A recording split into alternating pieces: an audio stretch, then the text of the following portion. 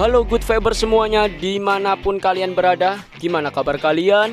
Semoga kalian sehat selalu dan menjalani kehidupan dengan santuy, bukan? Ya, Mas Bes kali ini akan menceritakan sebuah alur film yang berjudul Black Hawk Down yang rilis pada tahun 2002 dan disutradarai oleh Ridley Scott. Untuk kalian semua yang belum menonton film ini, Mas Bes sarankan untuk menonton filmnya terlebih dahulu karena video ini adalah full spoiler. Oke, untuk mempersingkat waktu tanpa banyak bacot, langsung saja ke ceritanya. Cerita diawali pada tahun 1993, negara Amerika mengirim pasukan khusus ke Somalia untuk mengirim bantuan makanan dan pakaian bagi warga yang membutuhkan di sana. Peperangan antar suku di sana sering terjadi dan banyak mengakibatkan korban meninggal dunia karena kelaparan. Kurang lebihnya 300.000 korban jiwa mati karena dampak tersebut.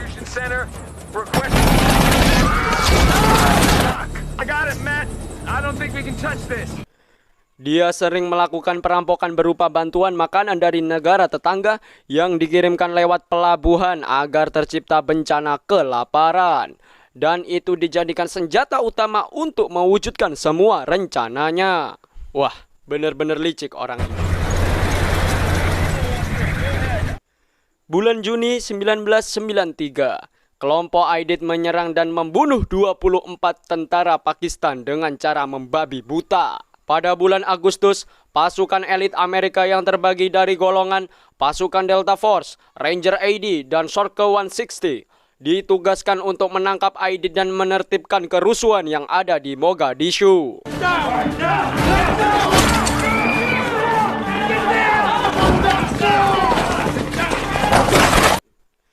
2 Oktober 1993, pada hari Sabtu, lokasinya di pusat pembagian sembako. Pasukan Amerika yang berada di dalam helikopter menyaksikan langsung warga yang mengantri sembako ditembaki langsung oleh kelompok IDID dikarenakan tidak mau mengantri sembako seperti yang lain. Mereka yang ada di dalam helikopter tidak bisa membantu apapun dikarenakan sesuai yurisdiksi PBB atau bisa kita sebut Undang-Undang Balai Desa tentang sembako yang dibagikan. Kita tidak diperbolehkan ikut campur urusan mereka.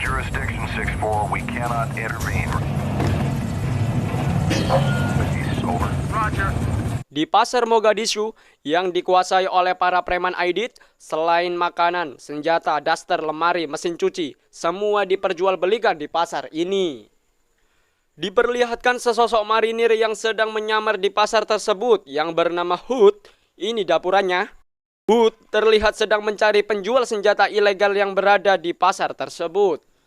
Tak lama kemudian, diperlihatkan pasukan Amerika yang berada di dalam helikopter mengejar mobil yang di dalamnya ada Mas Eto, si penjual senjata ilegal. Mas Eto pun ditangkap dan dibawa untuk menghadap Jenderal Garrison. Jenderal Garrison menanyakan letak di mana lokasinya si IDID berada. That's not a war, Mr. Ito. That's genocide. You know where he sleeps. Dikarenakan si Mas itulah donatur yang membiayai persenjataan IDID dan kawan-kawan. Namun, akan tetapi, Mas Eto malah menyuruh Jenderal Garrison untuk pergi dengan tentara Amerika agar tidak ikut campur urusan di negaranya. Scene pun berpindah. Diperlihatkan tempat yang menjadi markas besar pasukan AS, yaitu Bandara Mogadishu. Sebuah helikopter lepas landas dari Bandara Mogadishu untuk melakukan pemantauan aktivitas warga sekitar seperti biasa.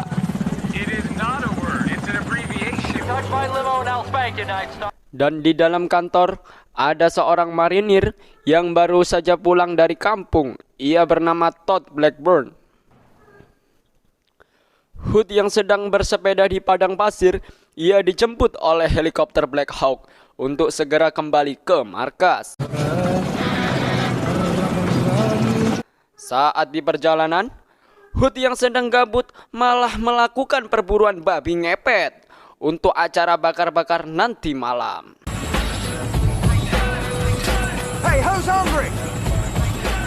Melihat kelakuan Sersan Hood, Kapten Mike pun memarahinya karena Sersan Hood lupa mengaktifkan pengaman yang terdapat pada senjatanya. You know better than that. Safety should be on at all times. Ternyata Kapten Mike adalah pemimpin dari kelompok pasukan Rangers, sedangkan Sersan Hood adalah kelompok dari pasukan Delta. We get on the 5-yard line. You're gonna need my... Saat sedang bersantai, Sersan John menghibur kelompok pasukan Rangers dengan cara menirukan gaya Kapten Mike dengan lelucon. Alhasil, ternyata di belakang Sersan John ada Kapten Mike yang melihat langsung kelakuan si John yang kurang ajar. Kapten Mike yang diam dan membatin hanya berkata, "Oh, gatel ya Rik." Because if I ever see you undermining again, you'll be cleaning the trains with your tongue. Sersan John yang salah tingkah langsung menonton TV dan membesarkan volumenya. Tak lama kemudian, Sersan John pun kejang-kejang akibat penyakit asam urat yang sudah lama dideritanya. Scene pun diperlihatkan Kapten Mike memanggil Sersan Matt untuk menggantikan Sersan John yang sedang sakit. Kembali lagi ke Pasar Bakara yang menjadi tempat basis milisi Aidit. Di sana terdapat salah satu intel yang sedang mengamati tempat yang akan menjadi pertemuan pemimpin besar kelompok Aidit. Yang dimana salah satunya adalah Omar Salat sebagai penasihat utama Aidit dan Abdi Hasan Awali sebagai Menteri BUMN. Aidit's top political advisor, and Pasukan Delta dan pasukan Rangers akan bergabung untuk melakukan operasi ini. Namun, Jenderal Garrison berkata, "Kita belum mendapatkan bantuan Washington untuk pesawat IC-130 karena itu dapat menimbulkan perhatian. Tetapi, kita mendapatkan perlindungan udara dari helikopter Black Hawk." against this. Too high profile. The Blackhawks and Little Birds will provide the air cover. Pasukan Delta dan pasukan Rangers pun mulai mempersiapkan persenjataannya. Sebuah mobil putih milik Intel Marinir yang bertandakan silang berfungsi untuk memberikan tanda-tanda agar mempermudah pasukan AS dalam penyerangan. Semua tim sudah bersiap untuk menaiki helikopter Black Hawk dan mobil baja.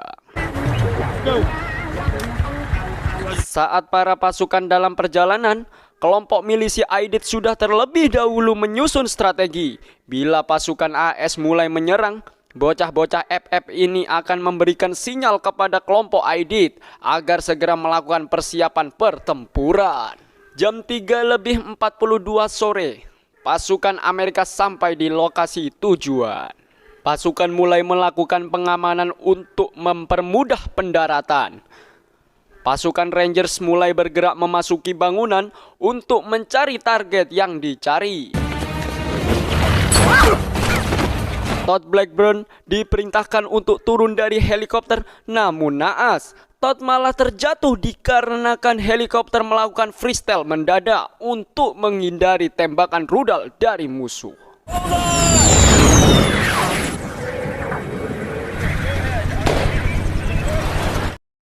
Kelompok milisi Aidit mulai berdatangan untuk menyerang balik pasukan AS. Todd Blackburn yang sudah terjatuh harus segera dibawa ke mobil penyelamat. Meskipun lokasi mobil penyelamat itu sangat jauh. Letkol Dennis segera memerintahkan untuk membawa tahanan dan Todd Blackburn menuju lokasi yang sudah ditentukan. Namun naas, salah satu marinir yang bernama Sersan Pila harus tewas karena ditembak dari balik warung.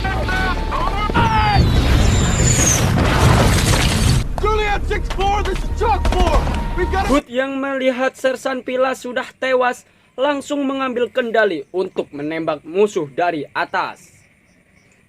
Tak lama kemudian, kelompok Aidit datang untuk menembakkan rudal tepat pada ekor helikopter 61 Walcott.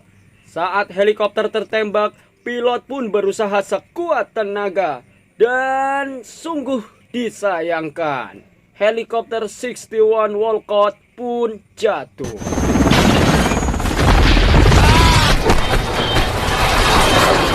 Dan pada saat itu juga, Sersan Matt pun membagi tugas. Tom Lee dan Nelson ditugaskan untuk menjaga area pertahanan, sedangkan Sersan Matt dan timnya akan mengamankan area jatuhnya helikopter Walcott.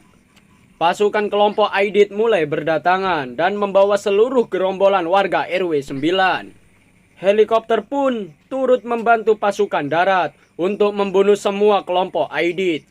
Misi yang sudah direncanakan sebelumnya ternyata tidak berjalan sesuai apa yang dipikirkan. Sersan Matt dengan pasukannya berlari menuju lokasi helikopter yang jatuh. Tapi tanpa diduga, kelompok Aidit juga sudah berada di lokasi tersebut. Dan baku tembak pun terjadi.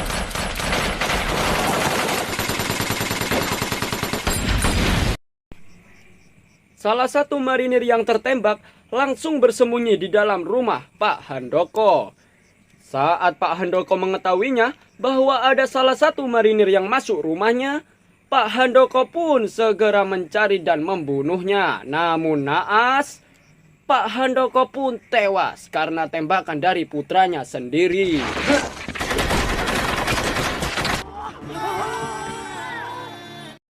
Kembali ke Nelson dan Tom Lee.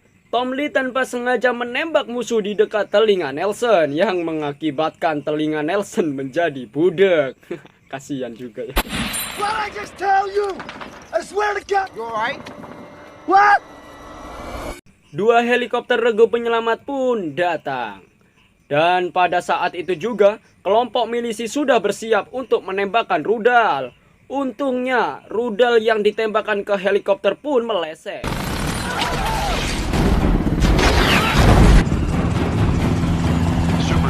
Helikopter 61 Walcott yang saat itu ada di perjalanan, kejadian di luar dugaan pun kembali terjadi. Musuh menembakkan rudal dan tepat mengenai ekor helikopter. Dan Black Hawk Down pun terjadi.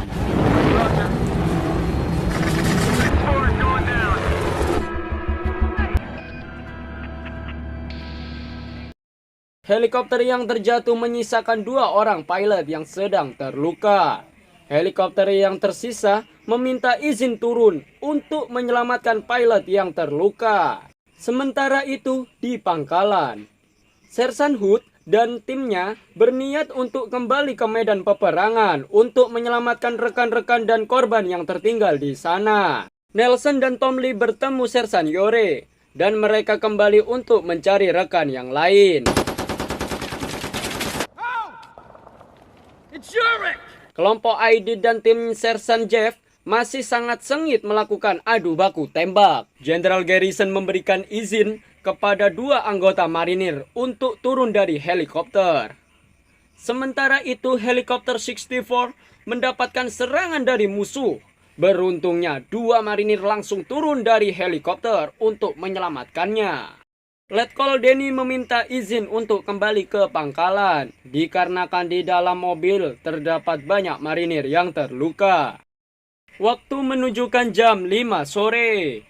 Sersan Matt dan tim harus menunggu dan bersembunyi untuk menunggu kedatangan mobil baja yang kembali ke pangkalan. Sementara itu, 2 marinir yang menyelamatkan pilot harus tewas dikarenakan kehabisan peluru dan banyaknya massa. Loading! Rodney, last back! Jenderal Garrison yang mulai sumpek melihat anak buahnya banyak yang gugur, jenderal pun meminta ke negara tetangga untuk meminta bantuan pasukan tentaranya. Seorang pilot yang masih hidup dihajar habis-habisan oleh warga dan dijadikan tawanan Aidit. Muhammad para Aidin! Sersan Hood yang akan menuju lokasi jatuhnya helikopter kedua memutuskan untuk berjalan kaki agar tidak diketahui musuh. Namun saat di sana mereka tidak menemukan siapapun dan mereka pun memutuskan untuk meledakkan helikopter.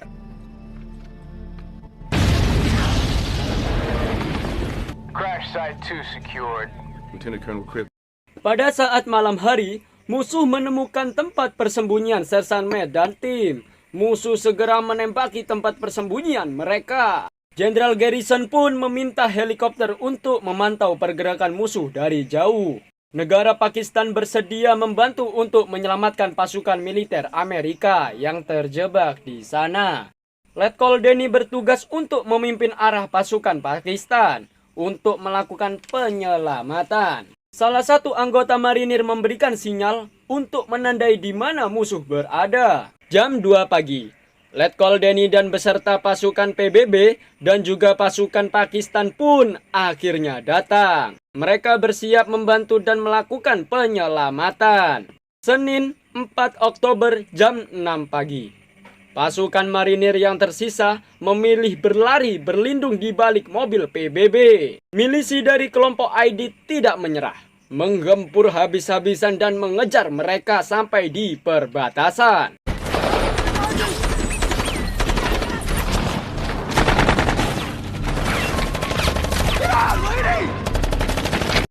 Dan setelah sampai di perbatasan Pakistan, semua marinir yang selamat langsung disambut dan diberikan minum. Sersan Matt, Sersan Hood, dan Letkol Denny dan beserta marinir yang lain merasa senang sampai di pangkalan Pakistan. Jenderal Garrison masuk ke dalam UKS untuk membantu para korban yang terluka dan membersihkan darah yang tercecer di lantai. Sersan Hood memiliki niat kembali ke medan perang untuk menyelamatkan rekan-rekan yang tertinggal.